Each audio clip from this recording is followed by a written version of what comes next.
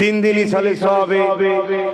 এবারে রমজান মাস পড়েছে, আমার দাদা পীরের আওলাদ আপনারা, তাই তো নাকি? একটু হ্যাঁ কি না বলেন, হ্যাঁ কি না বলেন, জোরে জোরে বলেন।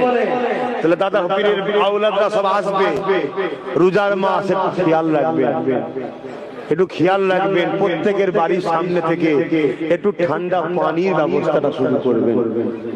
কিছু যদি নাও করতে পারেন ঠান্ডা পানিটা দেবেন, কেন রোজার মাস তো। আর খুব বড় ঠান্ডা নয়, আবার রোজা খুলে খুব ঠান্ডা খেলে অসুবিধা আছে। একটুখানি মানুষের আরাম পাওয়া মতো ঠান্ডা পানিটা আমরা তো করবোই, আমরা আওলাদ করবো, আপনারা আওলাদ, আপনারাও তো আওলাদ, এবং আপনারা ফুরফুরার দাদা হুজুরের গ্রামের ঘরের ছেলে। শুনছেন না? ঘুমোচ্ছেন?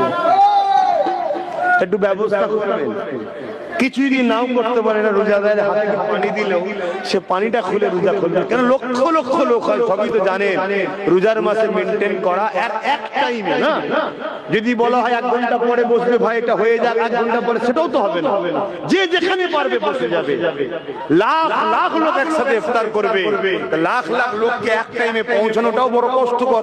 তা আমি আমার মতো করে 2, 4, 50টা, 100টা, 2টো লোককে যদি পানিও দিতে পারি, হাই রে আল্লাহর বান্দাকে পানি খাওয়ালাম, নবীর উম্মতকে পানি খাওয়ালাম, আমার পীর ভাইকে পানি খাওয়ালাম, এবং রোজাদার হতে